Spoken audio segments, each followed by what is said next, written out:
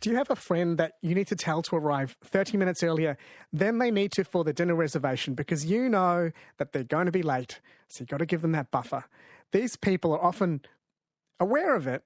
They're ashamed of the damage their lateness can do, but it's hard to stop doing it. Why? Why expert psychologist Dr. Rachel Hannam joins you now to look into it. Dr. Rachel Hannam, why can't we just turn up on time? Yeah, hi Ashwin. Well, I mean, we all know these people, don't we, who are chronically late. Yeah, all of us are late occasionally due to circumstances, and it can be very infuriating for those of us with these friends or colleagues. But let's look at it from the point of view of the person who is chronically late, because there might be a few different things going on. Most people I know with problems around chronic lateness do feel ashamed of it, like you said. They do feel bad about it, and yet somehow they can't seem to be on time. And I always encourage them to look at what are the patterns, because some people are chronically late for class, maybe they're a uni student, or for a work meeting, but they'll never be late for their friends. So if you're one of those chronically late people, I think it's really worth looking into your patterns. Who are you late for? Are you late for everyone? Maybe you're not.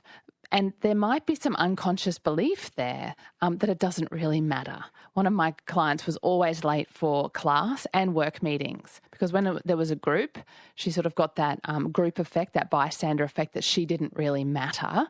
So she could just slither in, she could slink around, but she wouldn't be late for a friend she was meeting at a coffee shop. And so we looked at what she believed about herself. She said, I feel like I've got an invisibility cloak around me and no one can really see me.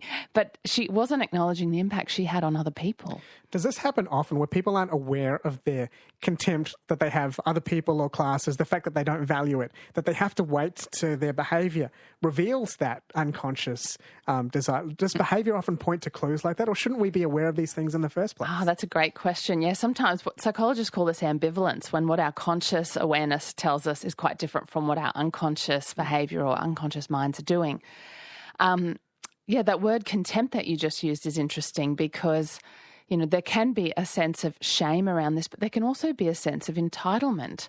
If people really reflect on their lateness or any other behaviour that affects others and ask themselves, do I kind of eschew conformity? Maybe I want to kind of have a sense of my own autonomy and not conform always. That makes me feel kind of good, weirdly good, that everyone's waiting on me and I get to go my own way. Whereas my other client that I mentioned, had this invisibility cloak. She thought she didn't matter. And so it didn't matter if she came to class late or the work meeting late.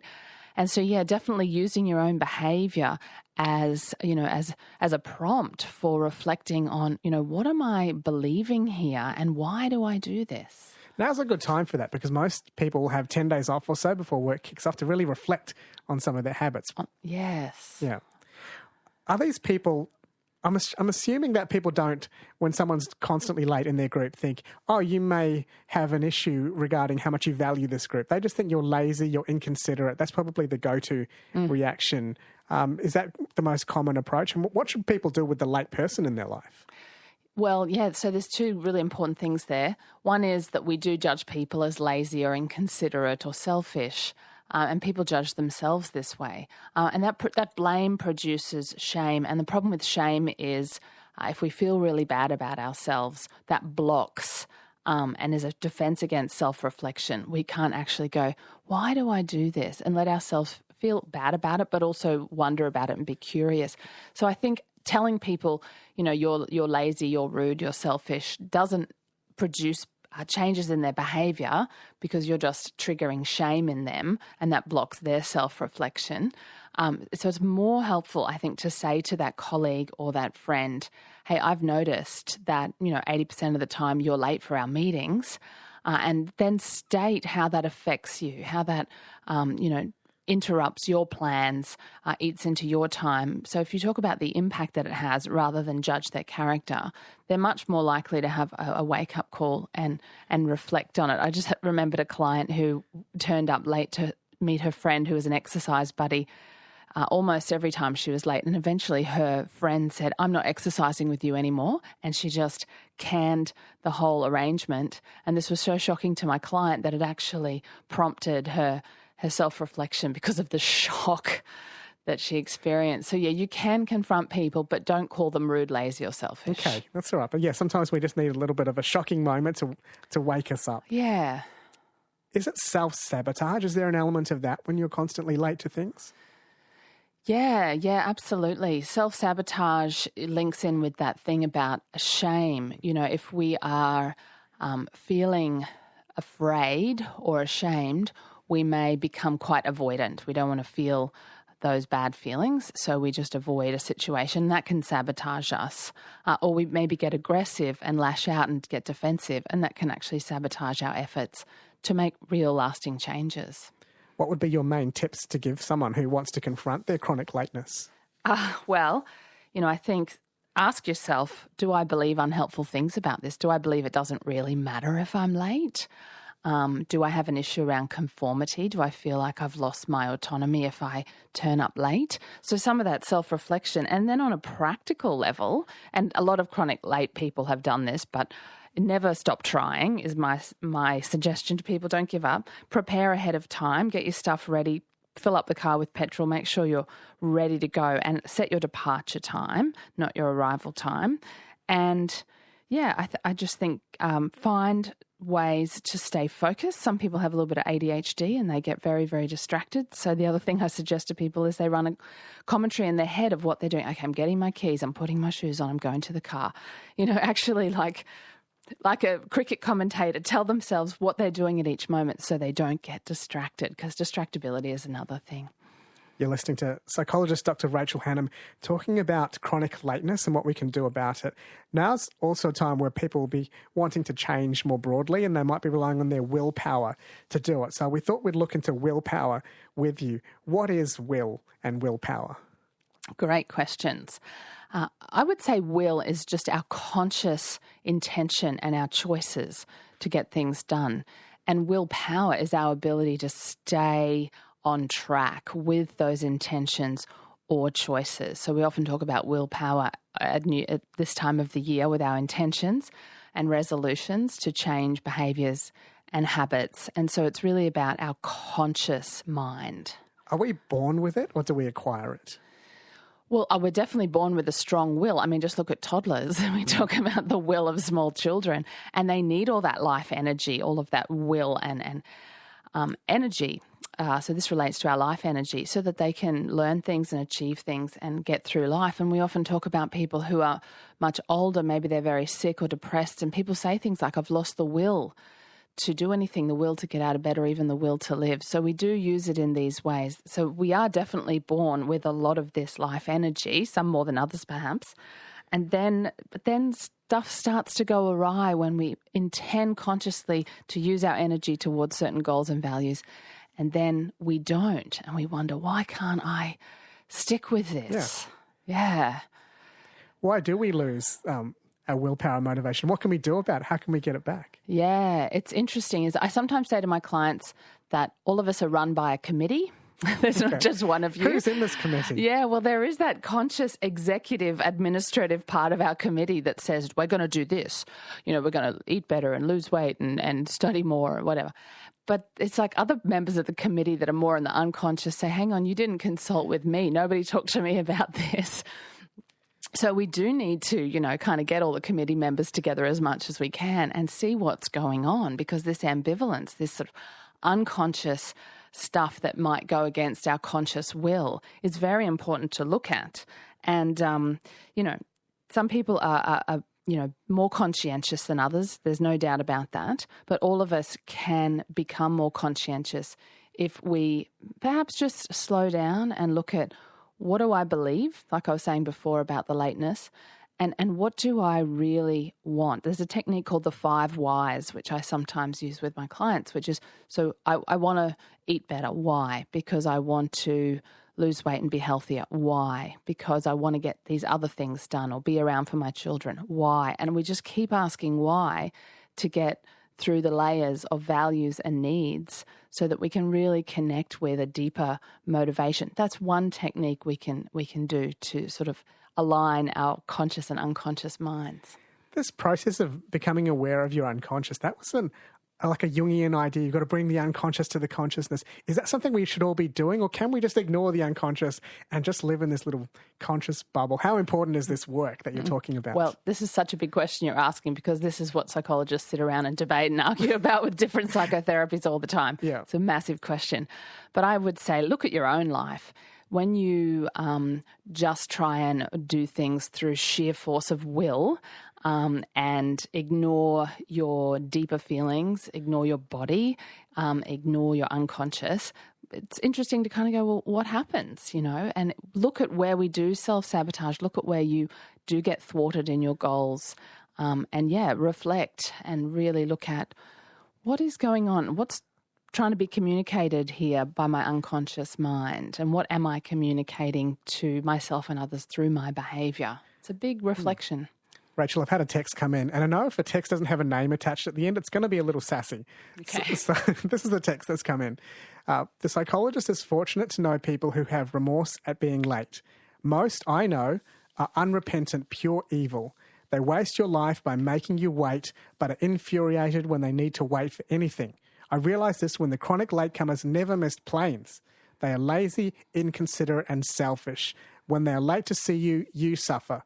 When they miss a plane, they suffer. Latecomers should face consequences. I feel like there's something about the latecomers and the person who's sending this text in that message. Well, this is what I was speaking about before, where some people feel shame, like real remorse, as he says, she or he says, about their lateness. Others feel entitlement. Now, when I think about this, the person who comes to my mind is Madonna. I didn't go to Madonna's last concert in Brisbane, but I've been told that she often makes her audiences wait 1, 2, 3 hours. And so we do get this other end of the spectrum of the entitlement. That's what this listener is talking about, this real entitlement of like other people should wait on me. This can be an overcompensation for the fact that deep down, unconsciously, they feel like they don't matter.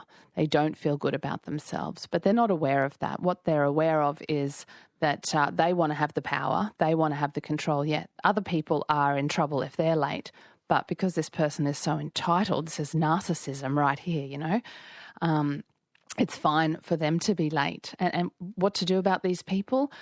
My advice is usually set very clear boundaries and remove yourself from their life if you can. Some of them are amenable to change, like my client whose exercise buddy said, no more, I'm not exercising with you anymore. It was such a wake-up call to lose her friendship that she changed. But there's no guarantees. These people may not change. I feel like it's also a sign of disrespect, and it feels like disrespect makes people more angry than anything. I've been in a meeting where someone's walked away to take a phone call and they took 30 minutes to take the phone call. Turning up late feels the same way. Disrespect just angers us a lot. That's right. So expressing, rather than saying to this person, you're so disrespectful, it's actually more powerful to say, I need more respectful interactions. I need respect. I don't experience this as respectful. This is how it impacts me. And so what I need from now on is that you are 5 minutes early to all of our meetings. And then eventually when you've, expressed once or twice very clearly what your needs are, respect is a need, a value, then you might need to draw a line in the sand and cut that person out of that work committee or out of your friendship circle. Had a text come in with a name this time, Deb from the Gold Coast. I've used strategies of making time an hour later than the appointment really is. It has worked with some friends and colleagues. So if you just adjust reality, that's another way to deal with the situation. Absolutely. Managing our perceptions and, adapting our perceptions is huge. One of the things I wanted to talk about with the willpower conversation today, I wanted to ask you, Ashwin, if you remember the marshmallow experiments from the 60s and 70s where little kids were given the option to have one marshmallow now or two later. Yeah, I do. And they asked, and the kids who would wait 10 or 15 minutes to have 2 marshmallows actually ended up getting higher high school scores and university scores and lower BMIs and, better life outcomes on heaps of measures because they could delay gratification. That's part of willpower. But they asked some of these little kids, how did you manage to not eat that marshmallow that was sitting right in front of you for 15 minutes? And some of these kids said, I imagined it was just a giant Lego block. So they actually changed their own perception so that they could manage their own behaviour. So it's really true that if we mess with our perception in an adaptive way, we can produce this behaviour change. It's interesting. Reframing is instinctual, that those kids knew how to do it. Exactly. What role does willpower play in our success? Oh, huge. It plays a huge role because, these kids who waited for the 2 marshmallows did better in life. They could delay gratification. Conscientiousness, which is genetically influenced, but we can improve it. This is a huge predictor of success in many areas of life. The answer is it's huge. That's what we have to be wary about, isn't it? If we have a philosophy in life that just pursues pleasure, there's no model of delaying gratification. You're just going after the one dopamine hit after another, and it could get in your way of future success. Absolutely. Yeah, and there's ways we can learn to delay gratification and change our perceptions. And one of the things I do with my clients is I get them to turn the things they think are yuck into yum and the things they think are yum into yuck. Okay, the marshmallow tactic. The marshmallow tactic, yeah, when the kids imagined it was a Lego brick, it wasn't as yummy anymore. So making exercise, meditation, healthy eating, study if you're a student, making these things sexy, making these things kind of giving them a yum factor somehow. And then the things that aren't healthy and aren't adaptive, if you can sort of turn yourself off them in some way, this is a useful strategy. Rachel, I've had another text message come in from the same person who sent the first text message. And I feel like she's reflecting a system of thought that's out there that's perhaps an older school system of thought. But I'd like to get your thoughts on it. She's replied, "Why is shame such an issue? A good old consequential punishment will do the trick." Yeah, I mean, we mean different things by the word shame in different contexts. And some shame is normal. Charles Darwin talked about shame as a way to keep tribal norms in place in ancient peoples, in our evolution.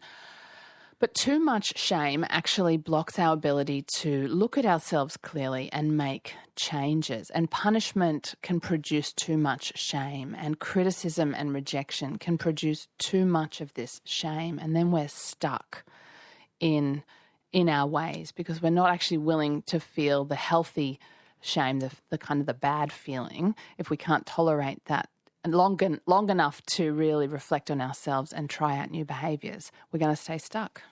Any final thoughts you'd like to leave people with about lateness or willpower that we haven't covered yet?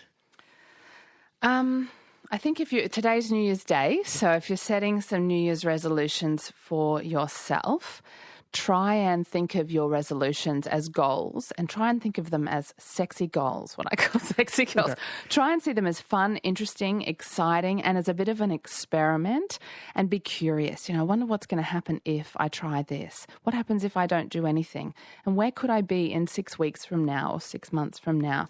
So, really make it a yum thing rather than a yuck thing. You don't want to feel deprived. You want to feel like you're moving towards something good and healthy.